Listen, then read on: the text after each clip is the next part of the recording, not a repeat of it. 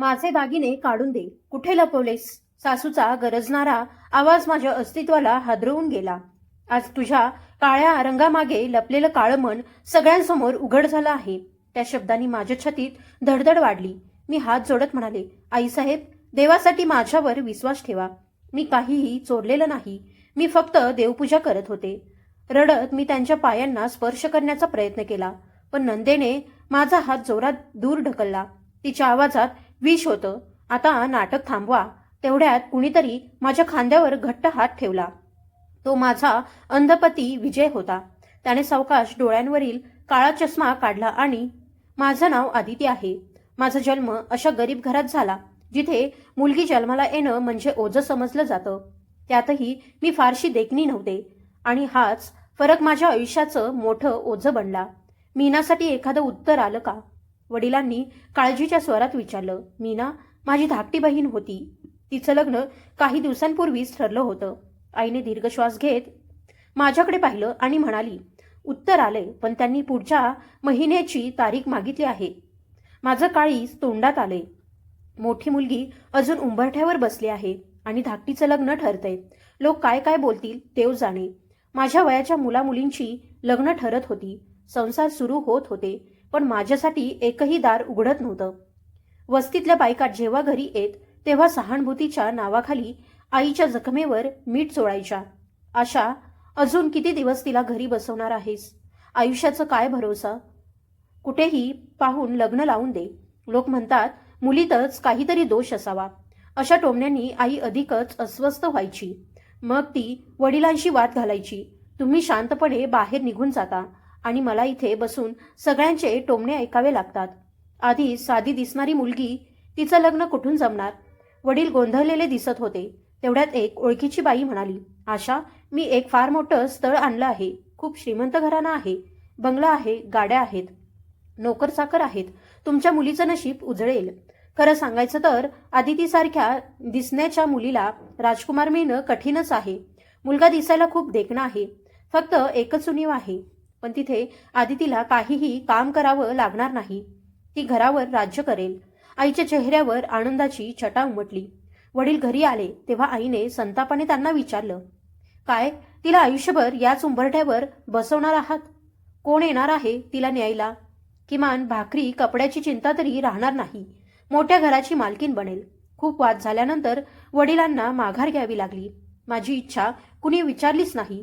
कदाचित माझ्यासारख्यांना आवड निवड नसतेच. अखेर माझं लग्न ठरलं. ज्या दिवशी सासरच्यांनी मला पाहायला येण्याचा निर्णय घेतला, तो दिवस माझ्या आयुष्यातला सर्वात कठीण दिवस होता. ते खरोखरच खूप श्रीमंत आणि आधुनिक होते. सासू आणि ननंद रेशमी कपड्यात नटल्या होत्या आणि मी माझ्या साध्याशा पोशाखात गप्प बसले होते. मला पाहताच सासूच्या नजरेत तिरस्कार दिसला आणि ननंद एकमेकींच्या कानात काहीतरी कुजबुजत हसू लागल्या. मग त्यांनी मला डोक्यापासून पायापर्यंत अशा नजरेने पाहिलं जणू मी माणूस नसून एखादं विचित्र प्रदर्शनच होते. आई, ही तर खूपच काळी आहे, असं ननंद दबक्या आवाजात म्हणाली. पण ते शब्द माझ्या कानावर पडले. त्या क्षणी मला पहिल्यांदाच जाणवलं की जितका अंधार माझ्या होणाऱ्या पतीच्या डोळ्यात आहे, त्याहून कितीतरी अधिक अंधार माझ्या येणाऱ्या आयुष्यात दडलेला आहे. मी मान खाली घातली आणि मनातल्या मनात देवाकडे प्रार्थना केली की या कुरूपतेचं फळ मला त्याच्या स्वभावात चांगुलपणाच्या रूपात मिळू दे. नंतर थोड्या औपचारिक बोलणं झालं आणि काही दिवसातच लग्नाची तारीख ठरली. मी आशा घरात जाणार होते जिथे सगळं काही झगमगत होतं, फक्त माझं नशीब सोडून. लग्नाच्या गोंगाटात ढोल तासांच्या आवाजात माझे कान दणाणत होते. आजूबाजूला प्रकाश, हसू आणि आनंद होता, पण माझं मन एका अनामिक भीतीने भरून गेलं होतं. निरोपाची वेळ आली तेव्हा पायाखालची जमीनच सरकल्यासारखी वाटली. वडिलांनी थरथरत्या हातांनी माझा हात विजयच्या हातात दिला. मी शांतपणे मान खाली घातली. त्याच्या काळ्या चष्म्यामागे काय दडलं आहे हे कुणालाच माहीत नव्हतं. तो इतका शांत होता की त्याचा श्वास सुद्धा मला स्पष्ट ऐकू येत होता. जेव्हा मी पहिल्यांदा माझ्या सासरच्या भव्य बंगल्यात पाऊल ठेवलं तेव्हा तिथलं वातावरण पाहून माझ्या डोळ्यात आश्चर्य साचून राहिलं. चहूकडे महागड्या वस्तू, ऐश्वर्य आणि वैभव होतं. असं घर मी फक्त स्वप्नात पाहिलं होतं. माझ्या नंदा रेशमी आणि महाग कपडे घालून मोकळ्या केसांत उभ्या होत्या. त्या माझ्याकडे हसून पाहत होत्या, पण त्या नजरेत कौतुक नव्हतं, तर खोलवरचा तिरस्कार होता. वहिनी, तुमचं नवं महाल तुमच्या स्वागतासाठी सजलेला आहे, असं छोटी नणंद अनिता हसत म्हणाली आणि पुढे टोमणा मारत म्हणाली की पण इथे जुळून घेणं तुमच्यासाठी थोडं कठीण जाईल. इथली प्रत्येक गोष्ट महागडी आणि सुंदर आहे. आम्ही सगळे आधुनिक आहोत. आशा आहे की तुमचा काळा रंग आणि जुने विचार घेऊन तुम्ही इथे गुदमरून जाणार नाही. मी काहीच उत्तर दिलं नाही. फक्त पदर नीट डोक्यावर घेतला आणि विजयचा हात धरून खोलीकडे गेले. तो संपूर्ण वाटेत शांतच होता, जणू आजूबाजूला घडणाऱ्या कोणत्याही गोष्टीशी त्याचा संबंधच नव्हता. खोलीत पोहोचल्यावर त्याने हळूच आपला हात माझ्या हातातून सोडवला आणि खोलीच्या एका कोपऱ्यात बसला. खोली खूप मोठी आणि सुंदर होती, पण तिथली शांतता मला बोचत होती. तुझं नाव आदिती आहे ना? त्याने दबक्या थोड्याशा वृक्ष आवाजात विचारलं. हो, मी उत्तर दिलं. तेव्हा तो म्हणाला, मी तुला पाहू शकत नाही, त्यामुळे तुझं रूप मला महत्वाचं नाही. तू काळी आहेस की गोरी याचा मला फरक पडत नाही. मला फक्त माझी कामं वेळेवर हवी आहेत. मी शांत स्वभावाचा माणूस आहे. मला गोंगाट भावनिक बोलणं आवडत नाही.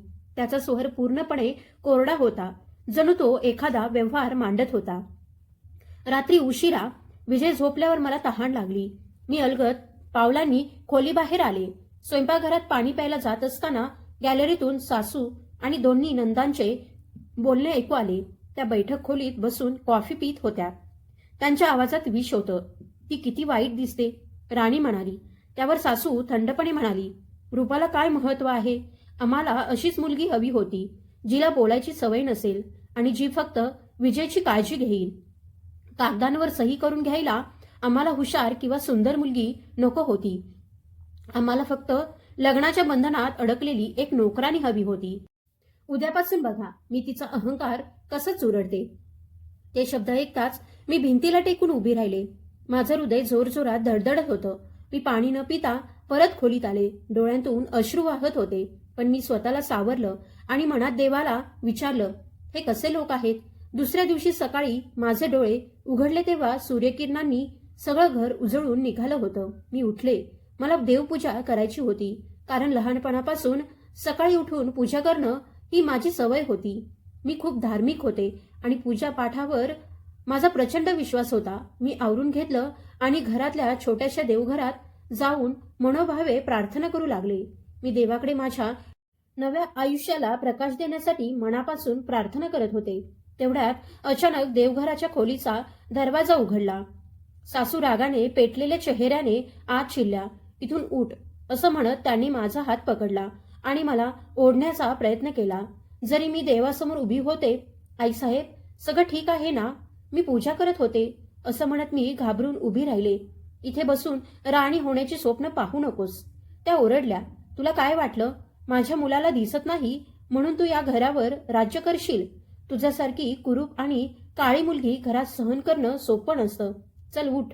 आम्हाला मोफत नोकरानी मिळाली आहे. तिचा पुरेपूर उपयोग करून घेणार आहोत. तुला यासाठीच इथे आणलं आहे, नोकरांचे पैसे वाचवण्यासाठी. त्यांचे शब्द ऐकताच माझ्या डोळ्यांतून अश्रू वाहू लागले. आईसाहेब, आज माझा पहिलाच दिवस आहे. मी अजून माझ्या घरच्यांनाही फोन करू शकले नाही, असं मी कातर स्वरात म्हटलं. पण त्या ताबडतोब म्हणाल्या, पहिला असो की शेवटचा दिवस, काम तुलाच करायचं आहे. चल, नाहीतर उपाशी राहशील. या घरात फक्त काम करणाऱ्यालाच अन्न मिळतं, असं म्हणून त्यांनी मला ढकलून बाहेर काढलं. मी स्वयंपाकघरात गेले तेव्हा ते प्रचंड मोठं स्वयंपाकघर पाहूनच गोंधळून गेले. इतक्या मोठ्या जागेत कुठून सुरुवात करावी हेच कळत नव्हतं. तिथे आधीच असलेली एक मोलकरीण मला पाहत उभी राहिली. तिच्या नजरेत सहानुभूती होती, पण मी काही बोलू शकले नाही. जेवणाच्या टेबलाजवळ नंदा बसून हसत होत्या. पाहिलं का? मोलकरीण आली. मोठी नणंद राणी हसत म्हणाली, आदिती, चहात साखर कमी ठेव. मी माझ्या तंदुरुस्तीची खूप काळजी घेते, तुझ्यासारखी नाही. विजय शांतपणे खुर्चीवर बसलेला होता. मी चहा आणि नाश्ता टेबलावर ठेवून त्याच्याजवळ गेले आणि हळू आवाजात म्हणाले, तुम्ही नाश्ता करा. हवं असेल तर मी तुम्हाला खाऊ घालू. विजयने माझ्या आवाजाकडे तोंड वळवलं. डोळ्यांवर त्याचा काळा चष्मा होता. नको, मी स्वतः खाईन. फक्त माझे हात धुवायला मदत कर, तो म्हणाला. मी पाण्याचा भांडं आणलं आणि त्याचे हात धुतले. मग तो शांतपणे नाश्ता करू लागला. तो घरातल्या इतरांसारखा माझ्यावर ओरडत नव्हता, पण मला शांत बसूही देत नव्हता. कधी सोफे साफ करायला लावत, तर कधी स्वयंपाकघर आवरायला. साक्षी सोफ्यावर बसून मोबाईल वापरत मला आदेश देत होती. "आदिती, तो पदर डोक्यावरून काढ. कायम गुंडाळून का ठेवतेस? वरून रंगही काळा. तुला कोण पाहणार आहे? तुझ्या रंगामुळे लोक वाट बदलतील. इथे आम्ही सगळे आधुनिक आहोत," असं म्हणत ती हसू लागली आणि दोघी माझ्यावर उपहास करत राहिल्या. त्यांची टोमणे आणि छळ दिवसेंदिवस वाढतच गेले, पण मी संयम सोडला नाही. दिवस गेले तसं सासरच्यांचं वागणं अधिक कडवट होत गेलं. माझा दिवस देवपूजेने सुरू होत असे आणि रात्री कमरेतील हाडं मोडल्यासारख्या थकव्याने संपत असे. विजय बहुतेक वेळा खोलीतच असायचा. कधी कधी मी त्याला आधार देत गॅलरीत घेऊन जायचे, पण तिथेही सासू येऊन थांबायच्या. "कुठे घेऊन चालली आहेस याला? आत बसू दे. बाहेरच्यांनी पाहिलं तर घाबरतील," असं एकदा त्यांनी मला सुनावलं. मी मान खाली घालून म्हणाले, "आईसाहेब, दिवसभर खोलीत राहिल्याने त्यांना घुसमट होते. थोडी ताजी हवा मिळेल." "हवा हवी असेल तर पंखा लाव," त्या तिखटपणे म्हणाल्या. "लोकांना दाखवायचं आहे का की या श्रीमंत घराची सून किती काळी आहे?" मग त्या नंदेला म्हणाल्या, "पाहिलंस का, तुझी वहिनी आता उत्तर द्यायला लागली आहे." नंदेने मोबाईलवरून नजर हटवून मला पाहिलं आणि उपासाने म्हणाली, "आई, हिचा दोष नाही. हिला वाटतं की विजय भाऊंची काळजी घेतली की ती या घराची मालकीण बनेल. तिला माहीत नाही की विजय स्वतःचं आमच्यावर अवलंबून आहे." मी शांतपणे उभी राहिले. डोळ्यातले अश्रू मी आतल्या आत गिळले. विजय हळू आवाजात म्हणाला, "त्या रागात असतात म्हणून असं बोलतात. सोडून दे." मग तो अचानक विचारू लागला, "तू स्वतःला असं का ठेवतेस?" त्याचा प्रश्न ऐकून मी चकित झाले. "माझा अर्थ असा की तुला स्वतःला कसं ठेवायला आवडतं?" मी हळूच उत्तर दिलं, "मला असंच आवडतं, डोकं झाकून ठेवायला. मी धार्मिक स्वभावाची स्त्री आहे, म्हणूनच मला हे सगळं आवडतं." मी ठामपणे म्हणाले, "दुनियेची झगमग मला नको आहे. देव मला पाहतो आणि तेच माझ्यासाठी पुरेसं आहे." माझं उत्तर ऐकून विजयच्या चेहऱ्यावर क्षणभर आश्चर्य उमटलं, पण लगेचच तो पुन्हा शांत झाला. तो काहीच बोलला नाही. मीही मुद्दाम आवाज थोडा ठाम ठेवला, जेणेकरून मन विचलित होऊ नये. तेवढ्यात सासूदार उघडत आत आल्या. "हे काय तमाशे सुरू आहेत?" त्या ओरडल्या. "सगळा दिवस पूजापाठ, घरची कामं कोण करणार? आणि हे काय सारखं रडगाणं लावतेस? हे सगळं बंद कर. चल, कामाला लाग." मी घाबरत म्हणाले, "आईसाहेब, मी फक्त गीतेचं वाचन करत होते." पण माझं वाक्य पूर्ण होण्याआधीच त्यांनी आदेश दिला आणि बाहेर निघून गेल्या. माझं मन रडत होतं. मला फक्त देवाजवळ राहायचं होतं, पण इथे प्रत्येक पावलावर अडचणीच उभ्या होत्या. मी स्वयंपाकघरात गेले तेव्हा राणी तिथे उभी राहून नेल पॉलिश लावत होती. तो दिवस मी यंत्रासारखी काम करत घालवला. साफसफाई, आवरणं आणि अनेक पदार्थ बनवणं. त्या दरम्यान विजय पुन्हा स्वयंपाकघराजवळून गेला. "आदिती, लगेच चहा आणि खारी बरोबर घेऊन ये," तो म्हणाला. "आणि ट्रे नीट धर. तुझे हात तसेही सारखे थरथरतात." त्याचा तो टोमणा होता. मी थरथरत्या हातांनी ट्रे सांभाळला आणि बैठक खोलीकडे गेले. आत पाऊल टाकताच हसण्याचा गोंगाट थांबला आणि सगळ्यांच्या नजरा माझ्यावर स्थिरावल्या. नंदेची मैत्रीण साक्षी सोफ्यावर बसली होती. तिचा मेकअप, कपडे आणि थाट पाहून माझ्या साधेपणाची लाज वाटली. "ही कोण आहे?" एकीने तुच्छ नजरेने मला डोक्यापासून पायापर्यंत पाहत विचारलं. नंदेने माझ्याकडे विषारी नजर टाकली आणि हसत म्हणाली, "अगं, ही माझ्या भावाची बायको आहे, आदिती." ते ऐकताच सगळ्यांनी हसत टोमणे मारायला सुरुवात केली. "इतकी काळी बायको निवडलीत? बरं झालं विजयला दिसत नाही, नाहीतर त्याचंही धैर्य सुटलं असतं." ते शब्द ऐकताच माझ्या डोळ्यात पाणी भरून आलं, पण मी धीर धरत चहाचे कप टेबलावर ठेवू लागले. त्या क्षणी मला जमिनीत गडप व्हावंसं वाटत होतं. "तुम्ही तिला सहन तरी कसं करता?" दुसरी एक नाक मुरडत म्हणाली. "हिच्या हातचा चहा पितानाही घाण वाटते." ते ऐकताच माझे हात अधिकच थरथरू लागले. मी एक कप साक्षीकडे देत असतानाच माझी हिंमत संपली आणि चहाचा भरलेला कप तिच्या महागड्या पोशाखावर सांडला. "अरे, माझा ड्रेस!" ती किंचाळली. "तू वेडी आहेस का? अशी बिंडोक मोलकरीण?" राणीने संतापात मला जोरदार थप्पड मारली. "अडाणी बाई, जशी तुझी त्वचा काळी आहे तसंच तुझं कामही काळं आहे. अक्कल नाही का तुला? देवाने रूप दिलं नाही, निदान काम तरी नीट शिकायला हवं होतं." मी स्तब्ध झाले. गाल जळत होता. डोळ्यांतून अश्रू वाहू लागले. "गप्प बस, अशुभ बाई." नंदेने माझी ओढणी ओढून घेतली आणि साक्षीचा पोशाख पुसू लागली. "सॉरी यार, हिला काही शिस्तच नाही. त्या मैत्रिणीही मला अपमानास्पद शब्द बोलत राहिल्या. मी तिथून पळत माझ्या खोलीत आले, दार लावून घेतलं आणि रडू लागले. मी पूर्णपणे कोलमडून गेले होते. माझा दोष तरी काय होता? फक्त माझा रंग. मी विजयसमोर तुटलेल्या स्वरात म्हणाले, माझा काय अपराध आहे? काळी असणं गुन्हा आहे का? तुमच्या बहिणीने सगळ्यांसमोर मला मारलं. मोलकरीण म्हटलं. मी माणूस नाही का? मला जगण्याचा अधिकार नाही का? विजयने खोल श्वास घेतला. त्या क्षणी पहिल्यांदाच त्याचा आवाज गंभीर आणि ठाम वाटला. आदिती, काळजी करू नकोस. तो शांतपणे म्हणाला, मला बाहेर काय झालं ते माहीत आहे. तुझ्या रडण्याचे दिवस आता संपत येत आहेत. थोडा संयम ठेव. मी सगळं ठीक करीन. मी आश्चर्याने त्याच्याकडे पाहिलं. त्याच्या आवाजात अशी ठाम ताकद होती जी मी याआधी कधीच ऐकली नव्हती. तुम्ही काय करू शकता? ते लोक तुमचं ऐकतही नाहीत, असं मी कातरपणे म्हणाले. तो शांतपणे म्हणाला, वेळ येऊ दे, तेव्हा तुला कळेल मी काय करू शकतो आणि काय नाही. फक्त माझ्यावर विश्वास ठेव. असं म्हणत त्याने माझ्या हातावर हलकेच थाप दिली. त्याच्या शब्दांनी मला थोडासा दिलासा मिळाला, पण मनातले प्रश्न मात्र अजूनही अनुत्तरितच होते. विजय स्वतःच इतरांच्या आधारावर जगत होता. तो माझ्यासाठी काय करणार असा विचार मनात आला, पण त्याच्या आवाजातली खात्री माझ्या मनात नव्या आशेची पालवी फुलवून गेली. मात्र सासू आणि नंदांचे डाव काही वेगळेच होते. त्यांना काय माहीत होतं की ज्याला ते असहाय्य समजत होते तो अंध माणूस त्यांच्या प्रत्येक हालचालीवर लक्ष ठेवून होता. दुसऱ्या दिवशी सकाळी माझे डोळे सुजलेले होते, पण घरकाम माझी वाट पाहत होतं. मी लवकर उठले, देवपूजा केली आणि मनसोक्त रडले. स्वयंपाकघरात पोहोचले तेव्हा सासू आधीच तिथे होत्या आणि कुणाशी तरी फोनवर बोलत होत्या. हो वकील साहेब, कागद तयार ठेवा. विजय आता कुठल्याच कामाचा राहिलेला नाही. त्याच्याकडून अंगठा घेणं काही अवघड नाही. एकदा सगळी मालमत्ता आपल्या नावावर झाली की या काळ्या बाईलाही धक्के देऊन बाहेर काढेन. त्यांच्या आवाजातील धार ऐकून माझ्या पायाखालची जमीनच सरकली. माझ्या हातून भांड पडल्याचा आवाज झाला तेव्हा त्या चकित होऊन वळल्या. क्षणभर त्यांच्या चेहऱ्यावर भीती उमटली, पण लगेचच ती रागात बदलली. इथे उभी का आहेस असं ओरडत त्या माझ्यावर धावल्या. मी आत्ताच आले आहे नाश्ता करायला, असं मी अडखळत म्हणाले. माझ्या बोलण्यात नाक खुपसलीस तर परिणाम वाईट होतील. जा तुझं काम कर, असं म्हणत त्यांनी फोन बंद केला. तेवढ्यात विजयच्या खोलीत हालचाल जाणवली. तुमच्यासाठी नाश्ता आणला आहे, असं म्हणत मी ट्रे टेबलावर ठेवली. विजयने हसत माझ्याकडे पाहिलं आणि म्हणाला, आदिती, आज तुझ्या आवाजात थरथर का आहे? आई काही बोलली का? मी धीर करून विचारलं, विजय, हे घर आणि ही सगळी मालमत्ता तुमच्या नावावर आहे ना? त्याच्या चेहऱ्यावर एक विचित्र गूढ हसू आलं. असं काय विचारतेस? तुलाही आता संपत्तीची ओढ लागली का? नाही, मी पटकन म्हणाले.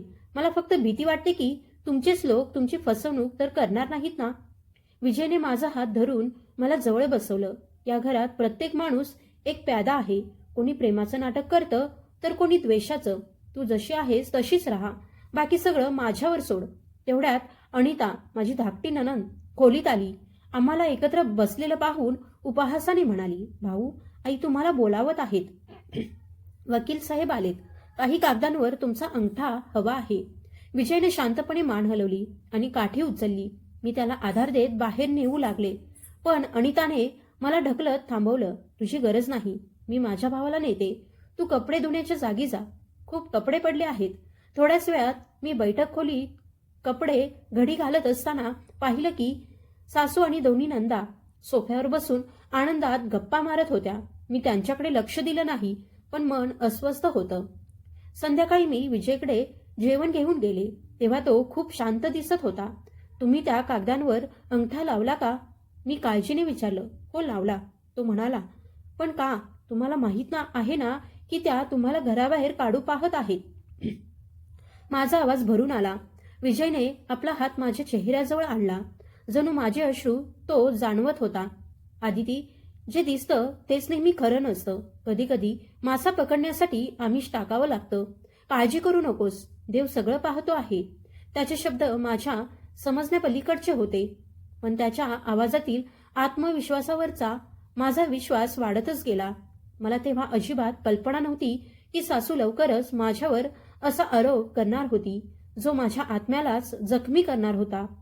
पुढचे काही दिवस माझ्यासाठी एखाद्या भीषण स्वप्नासारखे होते. घरात एक विचित्र शांतता पसरली होती. जणू वादळ येण्यापूर्वीची भीतीदायक शांतता.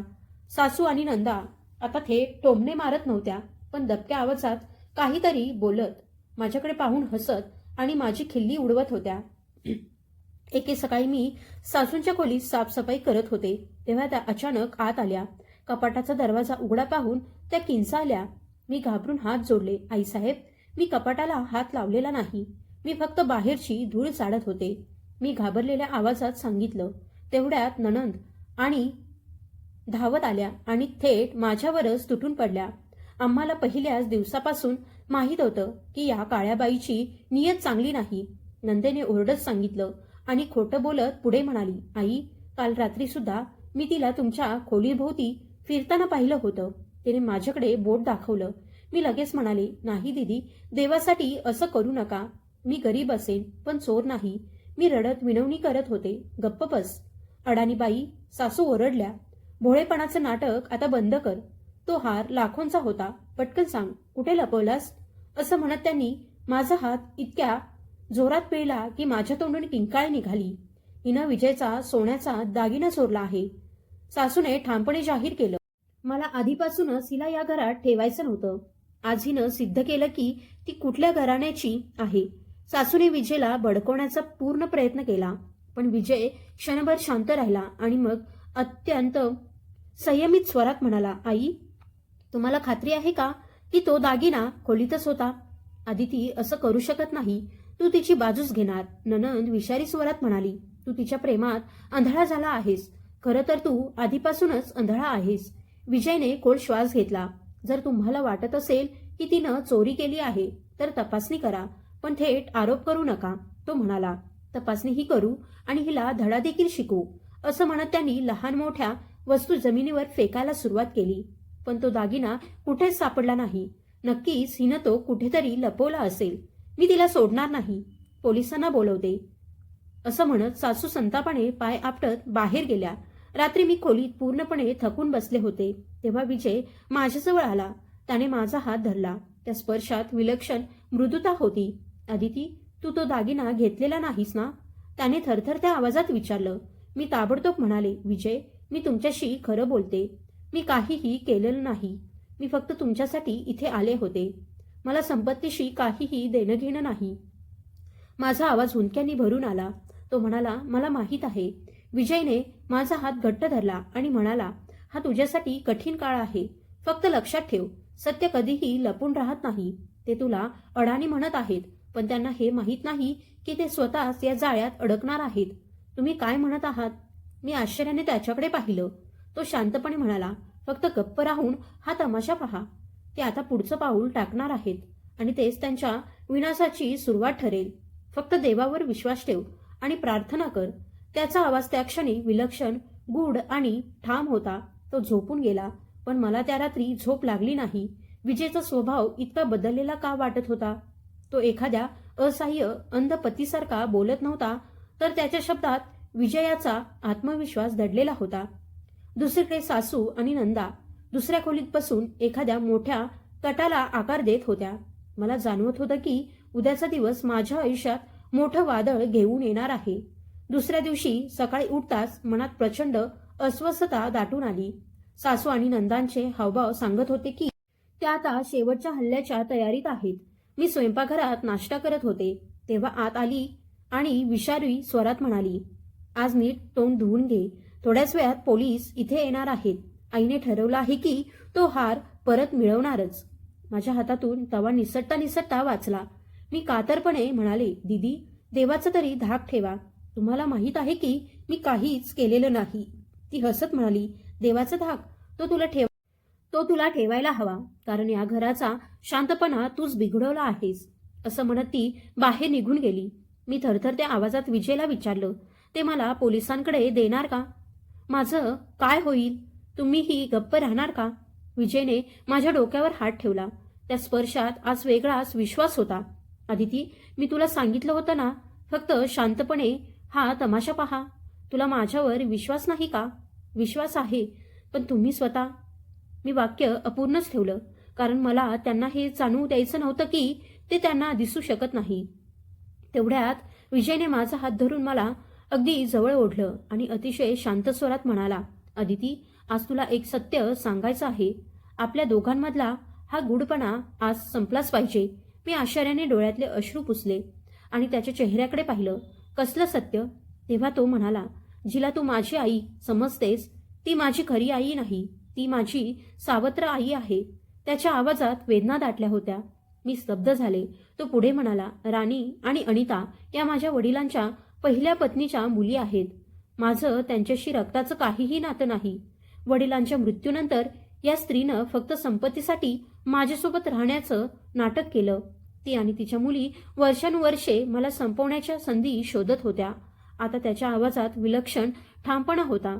मी थरथरत विचारलं, "पण तुम्ही हे सगळं मला आधी का सांगितलं नाही?" तो म्हणाला, "कारण मला एका अशा माणसाची वाट पाहायची होती, जो खरं स्वीकारू शकेल." मी अजूनही त्या धक्क्यातून सावरत होते. तेवढ्यात बाहेर वाहनाचा आवाज आणि पोलिसांच्या सायरनचा गजर ऐकू आला. सासूचा घणाघाती आवाज घरभर घुमला, "निरीक्षक साहेब, आत या. ती काळीबाई त्याच खोलीत आहे." माझं हृदय जोरजोरात धडधडू लागलं. राणी आणि अनिता 2 पोलिसांसह आत आल्या. सासूंच्या हातात माझी छोटी पिशवी होती, ज्यात माझी काही पुस्तकं आणि गीता ठेवलेली असायची. "घ्या साहेब, याची तपासणी करा. मला खात्री आहे की दागिना याच पिशवीत आहे." पोलिसांनी पिशवी उघडताच त्यातून तोच सोन्याचा हार बाहेर आला. मी ते पाहून हादरून गेले. "हा दागिना इथे कसा आला?" मी तर पिशवीला हातही लावलेला नव्हता. "पाहिलत ना?" अनिता ओरडली. "आता काय सांगणार?" सासूंच्या डोळ्यात विजयाची चमक होती. जणू ती संपत्तीच्या पहिल्या पायरीवर चढली होती. "चला, आता पोलीस ठाण्यात जाऊन हिशोब द्या." असं म्हणत पोलिसाने माझ्याकडे हात वाढवला. तेवढ्यात विजयचा आवाज घरभर दुमदुमला, "खबरदार, माझ्या पत्नीला कोणी हात लावायचा नाही." सासू उपहासाने हसली. "अरे अंधळ्या, तुझी लायकी ओळख. हे घर आता माझ्या नावावर आहे आणि ही बाई आता तुरुंगात जाणार आहे.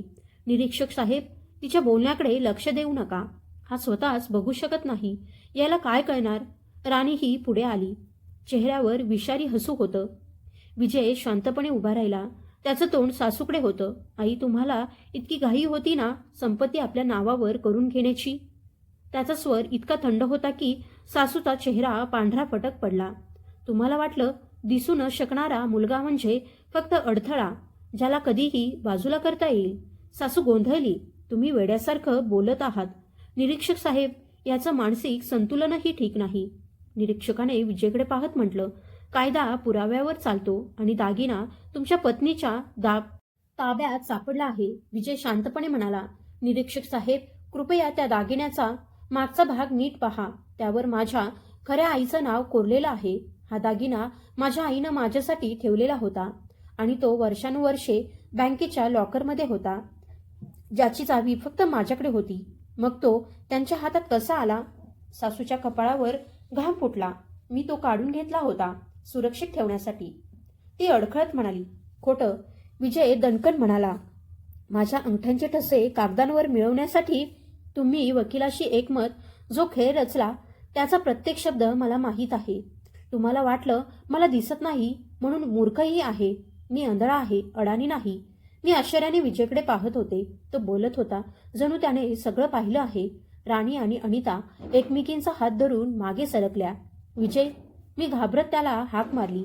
तो माझ्याकडे वळून म्हणाला, "तू जेव्हा पूजा करायचीस, तुझा संयम, तुझी प्रार्थना, त्याच गोष्टीने मला आज उभं राहण्याची ताकद दिली. या घरात तुझ्यावर झालेल्या प्रत्येक अन्यायाचं ओझं माझ्या आत्म्यावर आहे." सासू संतापून पोलिसांकडे वळली. "तुम्ही उभे राहून काय पाहताय? तिला अटक करा." पोलीस पुढे सरकला. तेवढ्यात विजयने हाताने इशारा करून त्याला थांबवलं. "निरीक्षक साहेब, थोड्याच वेळात माझे खरे वकील इथे येत आहेत आणि त्यांच्याजवळ तो व्हिडिओ आहे."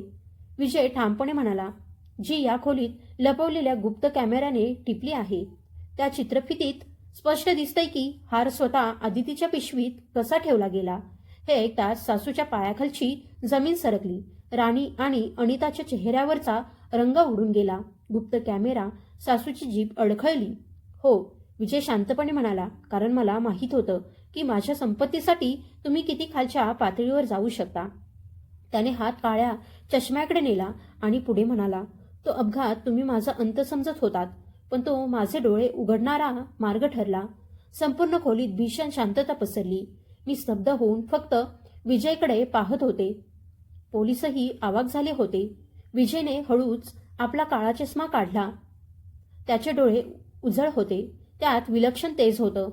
तो अंध नव्हता. सासूच्या तोंडून किंकाळी फुटली. तू पाहू शकतोस. विजयने सासूकडे बोट दाखवत निरीक्षकाला सांगितलं. जिला तुम्ही माझी आई समजता ती माझ्या वडिलांची दुसरी पत्नी आहे आणि या मुली तिच्या पहिल्या पतीच्या आहेत. माझ्याशी त्यांचं रक्ताचं काहीही नातं नाही. सासू घाबरून काहीतरी बोलू पाहत होती. विजय, मीच तुला वाढवलं. विजय कडवटपणे म्हणाला. माझा वापर केला. अपघाताच्या दिवशी रुग्णालयात मला तुमचं खरं रूप कळलं. मी स्वतः ऐकलं होतं. तुम्ही राणीला म्हणत होता. बरं झालं हा अंध झाला. आता संपत्ती काबीज करणं सोपं जाईल. नाहीतर याला मरावं लागलं असतं. हे ऐकून माझं डोकंच फिरलं.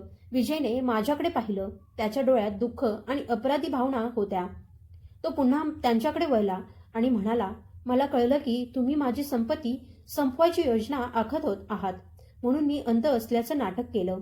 डॉक्टरला मोठी रक्कम दिली जेणेकरून तो तुम्हाला सांगेल की माझी दृष्टी कायमची गेली आहे. मला पाहायचं होतं की तुम्ही किती टोकाला जाऊ शकता. अनिता घाबरत काहीतरी बोलू लागली, पण विजयने तिला थांबवलं. मी अंध झालो असं वाटल्यावर आईला वाटलं की आता सगळी संपत्ती तिचीच आहे. पण तिला कळलंच नाही की ती किती क्रूर होत चालली आहे.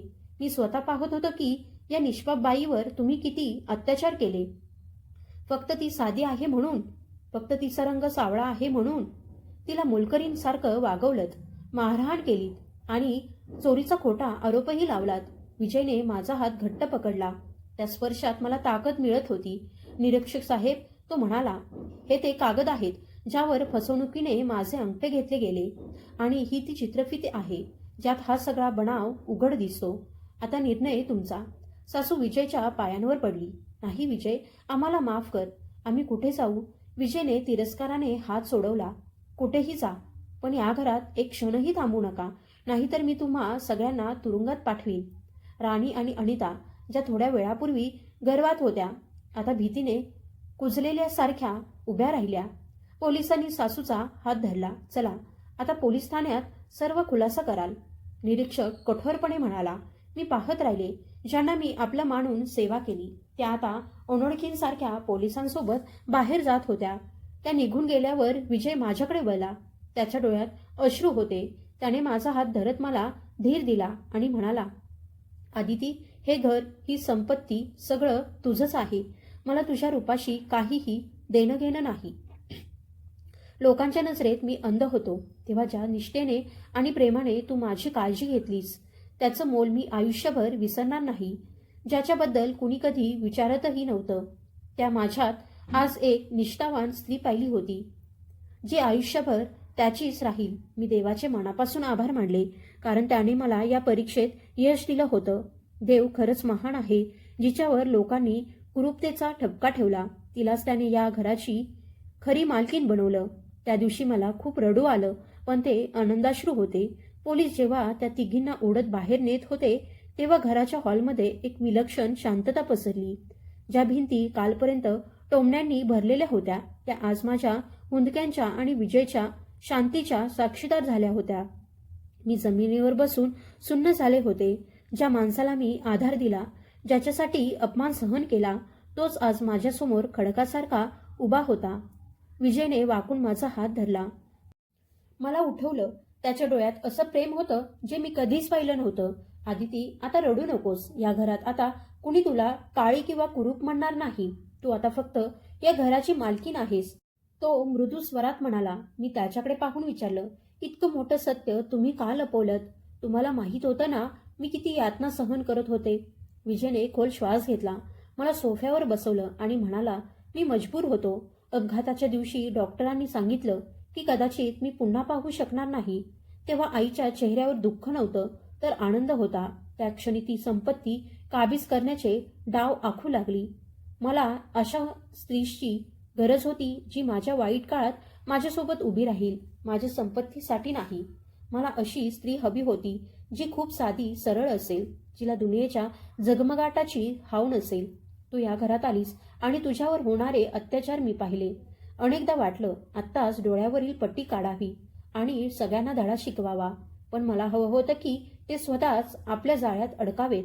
विजयने माझा हात घट्ट धरला आणि म्हणाला, तू कुरूप नाहीस. माझ्या नजरेत तू आजवर पाहिलेली सर्वात सुंदर स्त्री आहेस.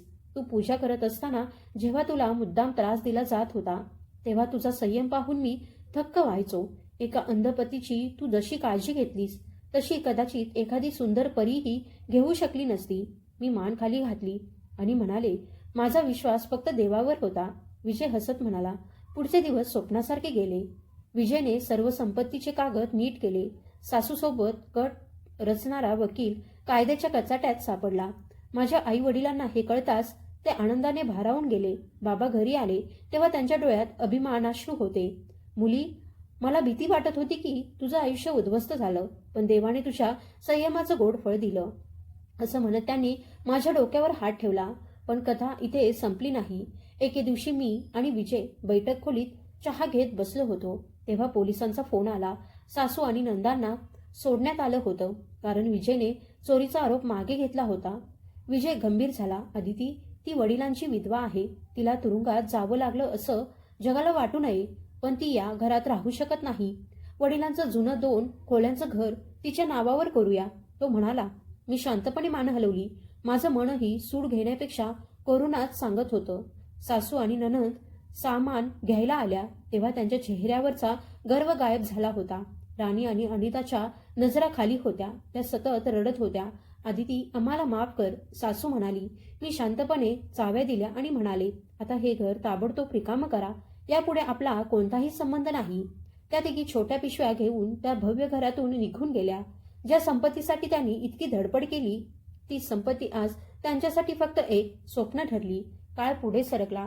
सत्य उशिरा का होईना समोर येतच. वर्षभरानंतर कळलं की राणी आणि अनिता आपापल्या मार्गाला लागल्या. मी आजही मनापासून पूजा करते, पण आता कोणी मोठ्या आवाजात गाणी लावून मला त्रास देत नाही, माझ्या पूजेत अडथळा आणत नाही. आज माझा सर्वात मोठा आधार माझा पती आहे. एके दिवशी विजयने मला विचारलं, आता तरी तुला वाटतं का की तू काळी किंवा कुरूप आहेस? मी आमच्या मुलाला छातीत घट्ट धरलं आणि म्हणाले, नाही विजय, आता मला कळलं आहे की खरे सौंदर्य चेहऱ्यात नसतं, ते मनात असतं. तो सगळा काळ कदाचित माझीच परीक्षा होती आणि खरंच देव मला तपासत होता. पण तो आपल्याला पाहतो आहे हे आपण अनेकदा विसरतो, कारण काहींच्या मनात स्वार्थ असतो, तर माझ्या मनात देवाचा हिशोब होता. म्हणूनच मी या घराची मालकीण झाले. तो कधीही कोणाचं कष्ट, संयम आणि प्रामाणिकपणा वाया जाऊ देत नाही. आज मी अभिमानाने सांगू शकते की मी खूप सुंदर आहे. त्याच्या डोळ्यात तोच शांत विश्वास होता जो आता आमच्या घराची ओळख बनला होता. पूजा आटोपून मी अंगणात आले तेव्हा गेटजवळ एक सडपातळ मुलगी उभी असलेली दिसली. तिचा रंग माझ्यासारखाच सावळा होता. डोळ्यात भीती आणि चेहऱ्यावर तीच गप्प शांतता जी कधी माझ्या चेहऱ्यावर असायची. हातात एक फाटकी पिशवी होती आणि ओठ थरथरत होते. काही हवं आहे का? मी हळूच विचारलं. तेव्हा तिनं मान खाली घातली आणि म्हणाली की तिला काम हवं आहे. मिळालं तर? तिचा आवाज ऐकताच माझं मन जणू भूतकाळात परत गेलं. तेच टोमणे, तीच असहाय्यता आणि तोच एकटेपणा. तिला बसायला सांगितलं आणि विचारलं, तुला सगळ्यात जास्त कशाची भीती वाटते? तेवढ्या ती ढसाढसा रडू लागली. त्या क्षणी मला उमगलं की देवाने मला फक्त या घराची मालकीण बनवायला आणलेलं नव्हतं, तर अशा लोकांचा आधार बनवायला आणलेलं होतं जे स्वतःला या जगात एकटे समजतात. संध्याकाळी मी हे सगळं विजयला सांगितलं तेव्हा तो हसत म्हणाला की तुझं मन हीच या घराची खरी संपत्ती आहे. मी आकाशाकडे पाहिलं आणि पहिल्यांदाच माझ्या रंगाबद्दल, माझ्या चेहऱ्याबद्दल किंवा माझ्या भूतकाळाबद्दल कोणतीही तक्रार उरली नव्हती.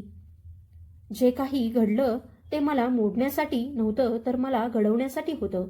मित्रांनो, मला आशा आहे की ही कथा तुम्हाला आवडली असेल.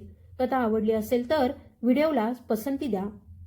वाहिनीत नवीन असाल तर नक्की सदस्य व्हा आणि पुढील घडामोडी सर्वात आधी मिळाव्यात यासाठी सूचनांची घंटा दाबायला विसरू नका. धन्यवाद.